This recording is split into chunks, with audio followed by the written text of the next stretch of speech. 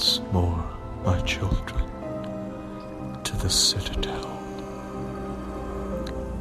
Tonight, I, the unholy corpse child, present to you all a very soul-rending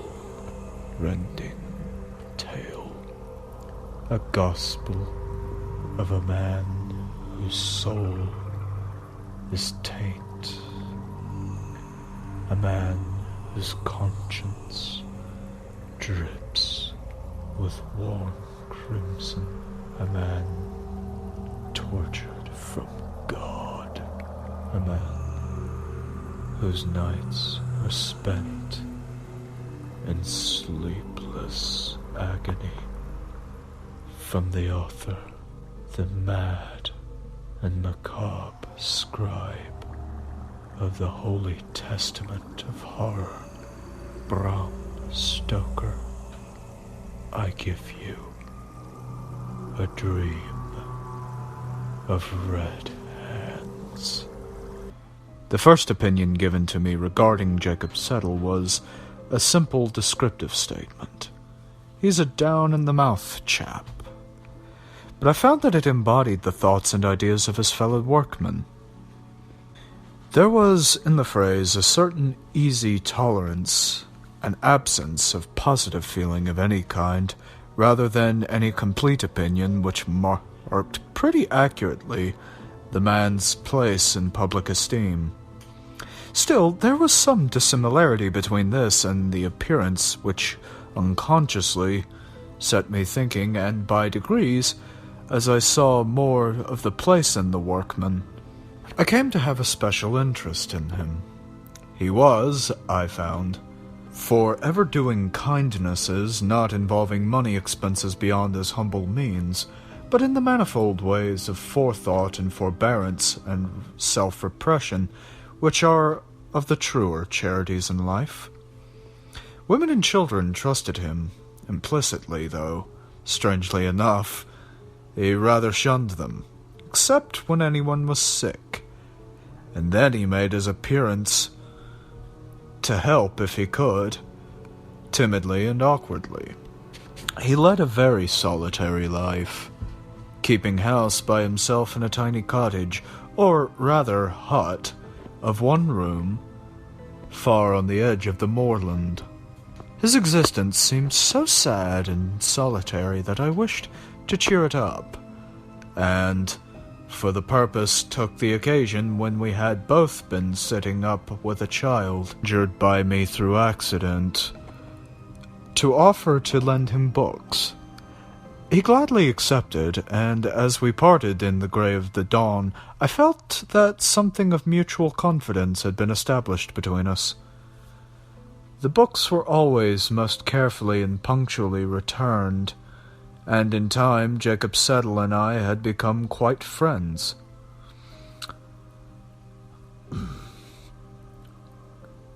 Once or twice as I crossed the moorland on Sundays I looked on him, but on such occasions he was shy and ill at ease, so that I felt diffident about calling to see him. He would never, under any circumstances, come into my own lodgings. One Sunday afternoon, I was coming back from a long walk beyond the moor, and as I passed Settle's cottage, I stopped at the door to say, "How do you do?" to him. As the door was shut, I thought he was out, and merely knocked for form's sake, or through habit, not expecting to get any answer. To my surprise, I heard a feeble voice from within, though what was said I could not hear. I entered at once, and found Jacob laying half-dressed upon his bed. He was as pale as death, and the sweat was simply rolling off his face. His hands were unconsciously gripping the bedclothes as a drowning man holds on to whatever he may grasp. As I came in, he half arose with a wild, hunted look in his eyes. which were wide open and staring, as though something of horror had come before him. But when he recognized me, he sank back on the couch with a smothered sob of relief and closed his eyes. I stood by him for a while, quite a minute or two, while he gasped. Then he opened his eyes and looked at me, but with such a despairing, woeful expression that, as I am a living man, I would have rather seen that frozen look of horror. I sat down beside him and asked after his health. For a while he would not answer me except to say that he was not ill, but then, after scrutinizing me closely, he half arose on his elbow and said, "Thank you kindly, sir, but I'm simply telling you the truth. I am not ill, as men call it, though God knows whether there be not worse sicknesses than doctors know of.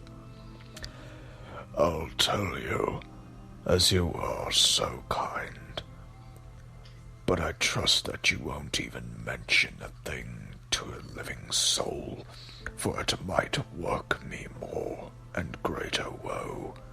I am suffering from a bad dream." "A bad dream?" I said, hoping to cheer him. "But dreams pass away with the light, even with waking." There I stopped, for before he spoke I saw the answer in his desolate look, round with the little place. No, that's all well for people that live in comfort, and with those they love around them. It is 1,000 times worse for those who live alone and have to do so. What cheer is there for me, waking here in the silence of the night, with the wide moor around me full of voices and full of faces that make my waking a worse dream than my sleep? Ah, young sir, you have no past that can send its legions to people the darkness and the empty space, and I pray the good God that you may never have." As he spoke, there was such an almost irresistible gravity of conviction in his manner that I abandoned my remonstrance about his solitary life. I felt that I was in the presence of some secret influence which I could not fathom. To my relief, for I knew not what to say, he went on. 2 nights have passed since I've dreamed it.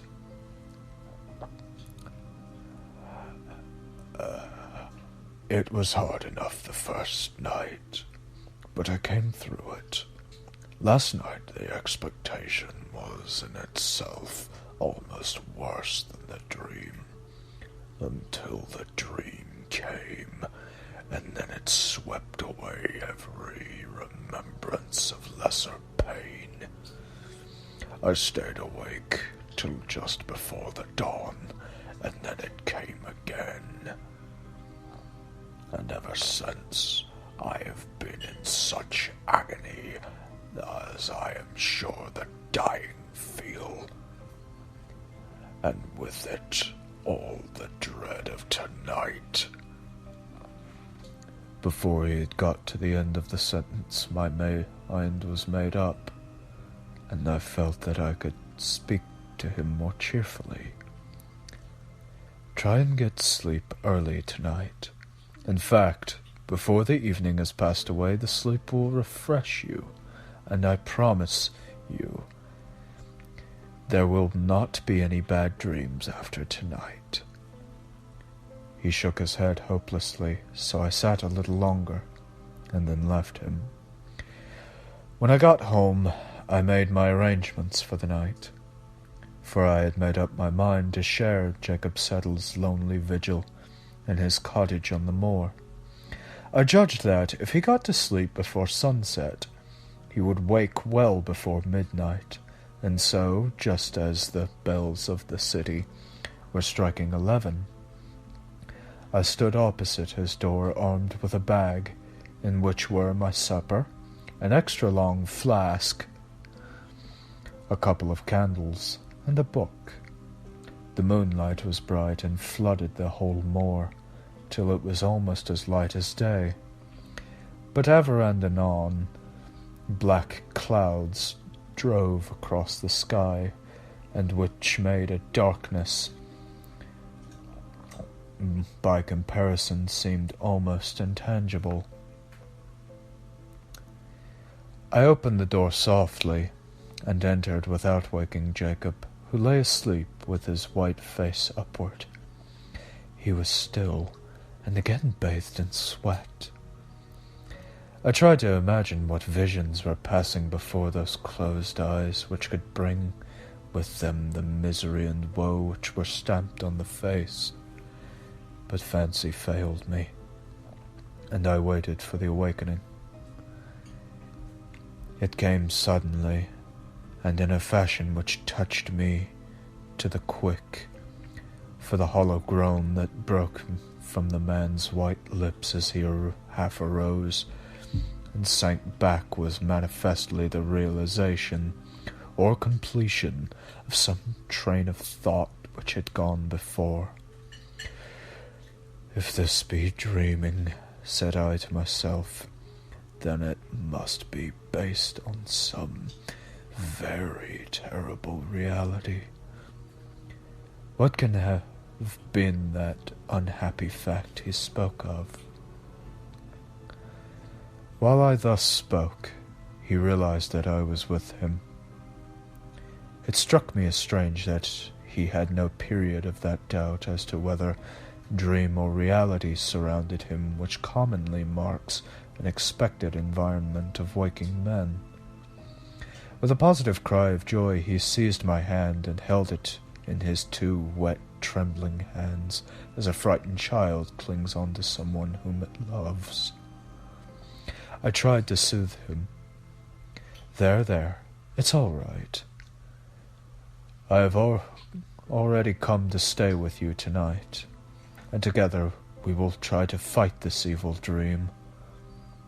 He let go of my hand suddenly, and sank back on his bed, and covered his eyes with his hands. "Fight it? The evil dream? Ah, no, sir, no. No mortal power can fight that dream, for it comes from God, and is burned in here." And he beat on his forehead. Then he went on. "It is the same dream, ever the same, and yet it grows in its power to torture me every time it comes." "What is the dream?" I asked, thinking that the speaking of it might give him some relief, but he shrank away from me, and after a long pause said, "No, I had better not tell it. It may not come again." There was manifestly something to conceal from me, something that lay behind the dream, so I answered, "All right. I hope you have seen the last of it, but if it should come again, you will tell me, will you not? I ask not out of curiosity, but because I think it may relieve you to speak." He answered with what I thought was an almost undue amount of solemnity. "If it comes again, I shall tell you all." Then I tried to get his mind away from the subject to more mundane things, so I produced supper and made him share it with me, including the contents of the flask. After a little he braced up, and when I lit my cigar, having given him another, we smoked a full hour, and talked of many things. Little by little, the comfort of his body stole over his mind, and I could see sleep laying her gentle hands on his eyelids. He felt it too, and told me that now he felt all right, and I might safely leave him. But I told him that, right or wrong, I was going to see in the daylight. So I lit my other candle and began to read as he fell asleep. By degrees I got interested in my book, so interested that presently I was startled by its dropping out of my hands. I looked and saw Jacob was still asleep, and I was rejoiced to see that there was a look on his face of unwonted happiness, while his lips seemed to move with unspoken words. Then I turned to my work again, and again woke, but this time to feel chilled to my very marrow by hearing the voice from the bed beside me. "Not with those red hands, never, never!" On looking at him, I found that he was still asleep. He woke, however, in an instant, and did not seem surprised to see me. There was again that strange apathy to his surroundings. Then I said, "Settle, tell me your dream. You may speak freely, for I shall hold your confidence sacred. While we both live, I shall never mention what you may choose to tell me." He replied, "I said I would, but I had better first tell you what goes before the dream, that you may understand. I was a schoolmaster when I was a young man. It was only a parish school in a little village in the West Country. No need to mention any names, better not. I was engaged to be married to a young girl whom I loved with an almost reverenced.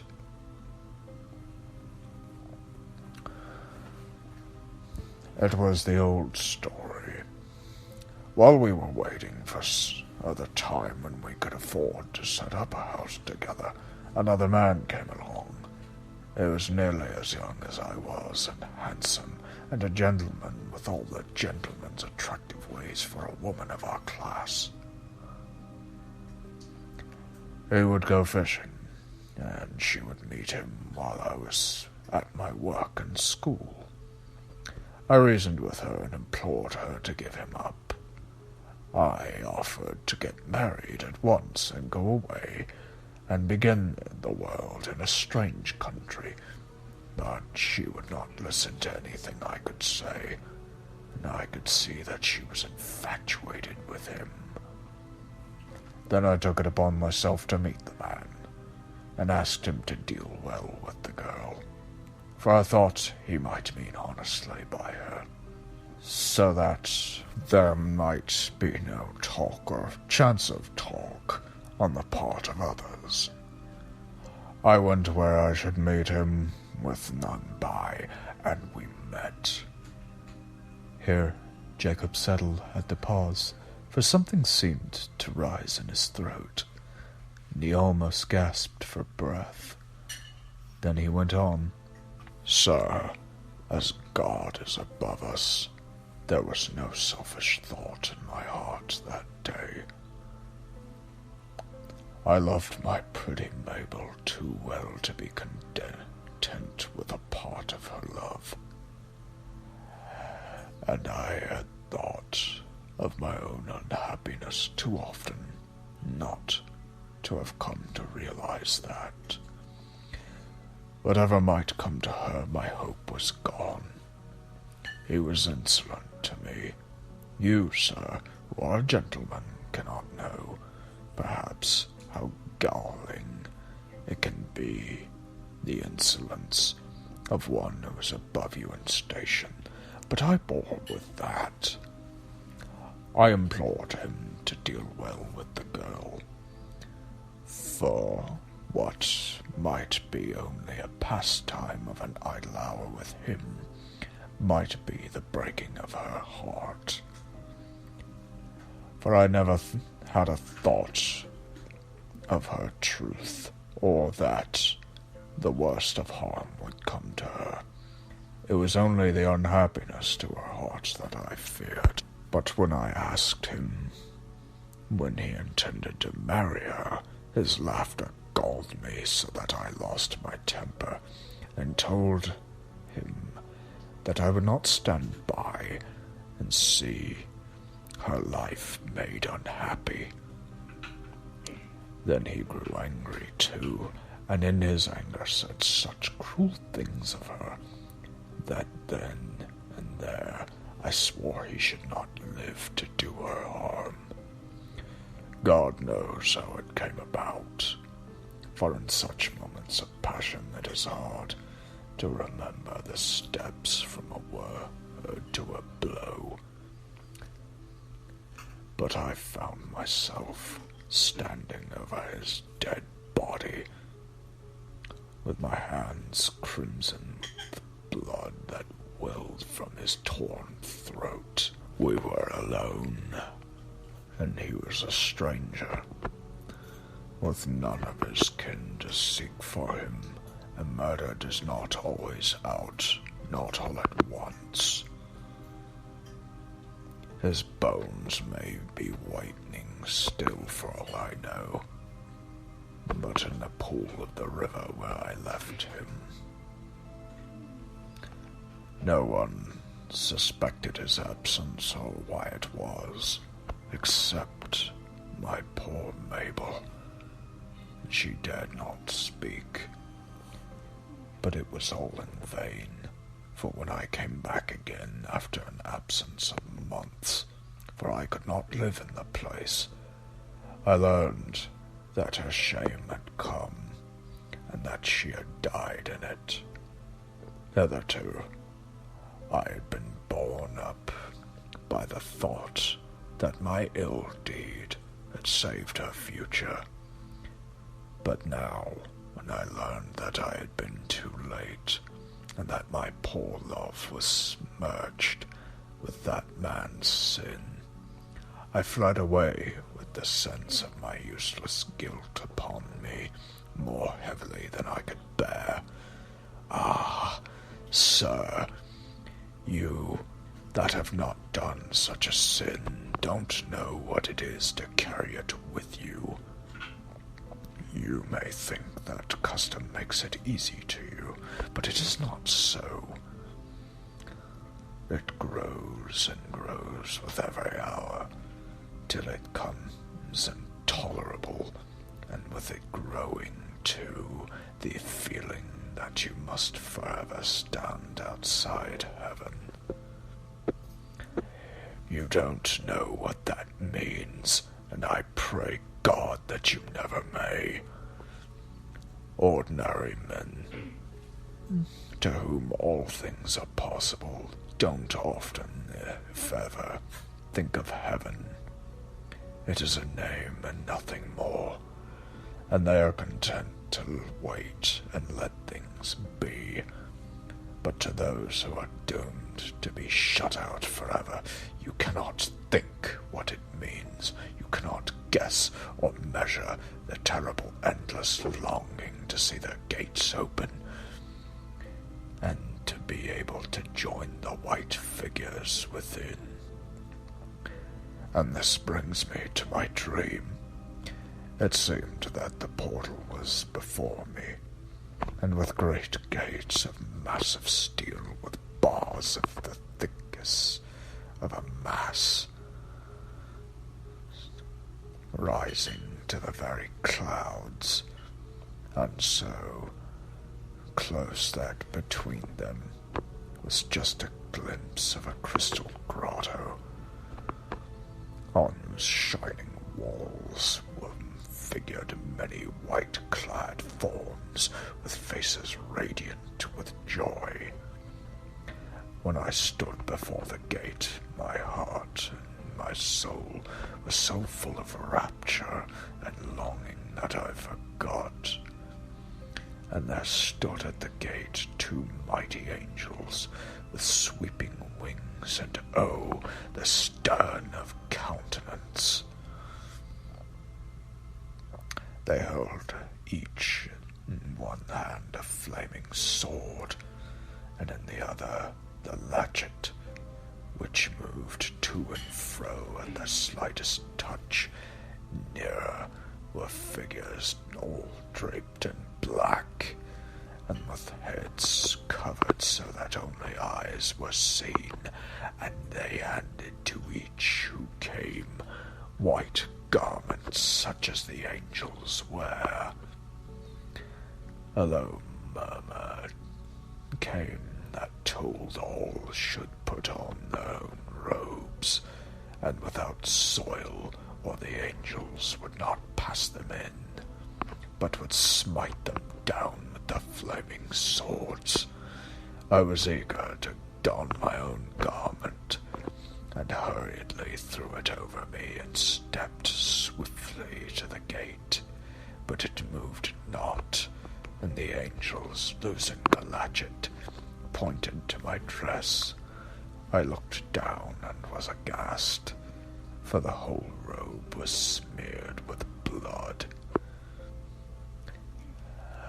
My hands were red, they glittered with the blood that dripped from them, as on that day by the river bank. And then the angels raised their flaming swords to smite me down, and the horror was complete. I awoke. Again and again and again that awful dream comes to me. I never learn from the experience. I never remember.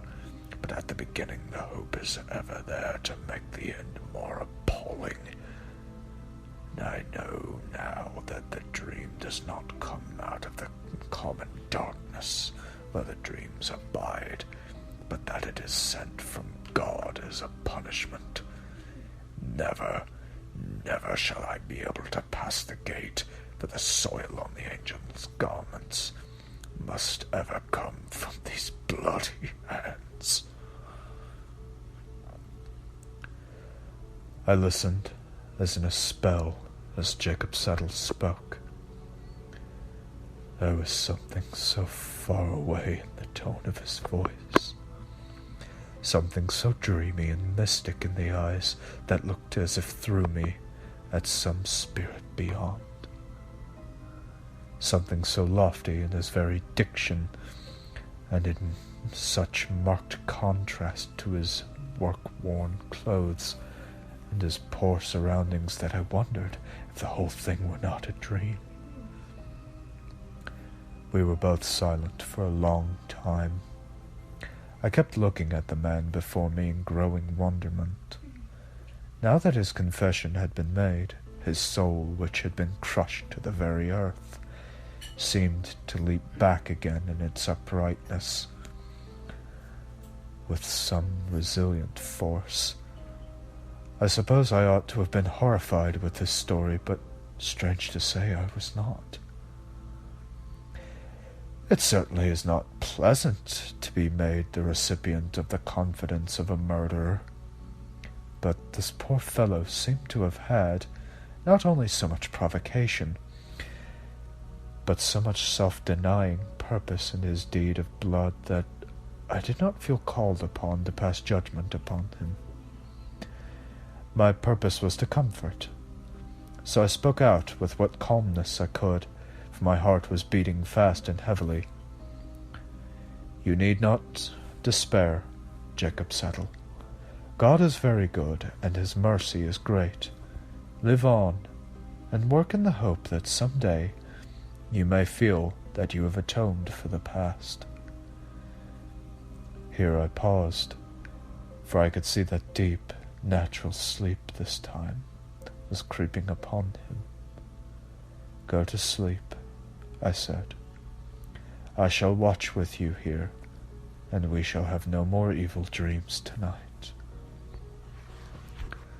He made an effort to pull himself together and answered, I don't know how to thank you for your goodness to me this night, but I think you'd best leave it to me now. I'll try and sleep this out. I feel a weight off my mind since I have told you all. If there's anything of the man left in me, I must try to fight this out life alone. I'll go tonight, as you wish it, I said. But take my advice. Do not live in such a solitary way. Go among men and women. Live among them. Share your joys and sorrows. And it will help you to forget. This solitude will make you melancholy mad. I will, he answered, half unconsciously, for sleep was overmastering him. I turned to go, and he looked after me. When I touched the latch and I dropped it and, coming back to the bed, held out my hand. He grasped it with both his, and he rose to a sitting posture. I said my good night, trying to cheer him. Heart, man, heart. There is work in the world for you to do, Jacob Subtle. You can wear those white robes yet, and pass through that gate of steel. Then I left him. A week after, I found his cottage deserted, and on asking at the works was told that he had gone north. No one exactly knew whither. 2 years afterwards, I was staying for a few days with my friend Dr. Munro in Glasgow. He was a busy man and could not spare much time for going about with me, so I spent my days in excursions to the Trossachs and the Loch Katrine and down the Clyde. On the second last evening of my stay, I came back somewhat later than I had arranged, but found that my host was late too. The maid told me that he had been sent for to the hospital, a case of accident at the gasworks, and the dinner was postponed an hour. So telling her I would stroll down to find her master and walk back with him, I went out. At the hospital, I found him washing his hands preparatory to starting for home. Casually, I asked him what his case was. Oh, the usual thing. A rotten rope, and men's lives of no account. 2 men were working on a gasometer when the rope that held their scaffolding broke. It must have occurred just before the dinner hour, for no one noticed their absence till the men had returned. There was about 7 feet of water in the gasometer, so they had to hard fight for it. Poor fellows. However, one of them was alive, just alive. But we have had a hard job to pull him through. It seems he owes his life to his mate, for I have never seen or heard of greater heroism. They swam together while their strength lasted, but at the end they were so done up that even the lights above and the men slung with ropes coming down to help them could not keep them up. But one of them stood on the bottom and held his comrade over his head, and those last few breaths made all the difference between life and death, and they were a shocking sight when they were taken out. For that water is like a purple dye with the gas and the tar. The man upstairs looked as if he'd been washed in blood. Ugh. And the other? Oh, he's worse still. But he must have been a very noble fellow. That struggle under the water must have been fearful. One can see that by the way the blood has been drawn from the extremities. It makes the idea of the stigmata possible to look at him. Resolution like this could, you would think, do anything in the world. Aye, it might almost unbar the gates of heaven. Look here, old man. It is not a very pleasant sight, especially just before dinner, but you are a writer, and this is an odd case. Here is something you would not like to miss. For in all human probability, you will probably never see anything like it again.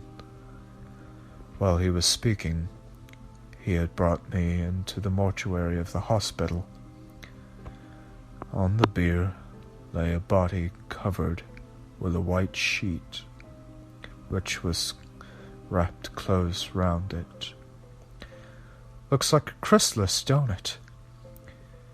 I say, Jack, if there be anything in the old myth that a soul is typified by a butterfly, well, then the one that this chrysalis sent forth was a very noble specimen, and took all the sunlight on its wings. See here. He uncovered the face.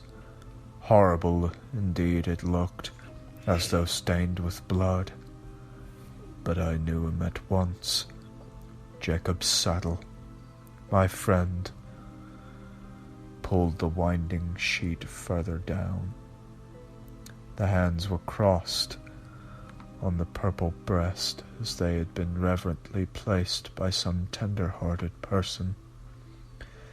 As I saw them, my heart throbbed with great exultation, for the memory of his harrowing dream rushed across my mind. There was no stain now on those poor, brave hands, for they were blanched white as snow. And somehow, as I looked, I felt that the evil dream was all over. That noble soul had won a way through the gate at last. A white robe had now no stain from the hands that had put it on. And that, my children, was A Dream of Red Hands by Bram Stoker.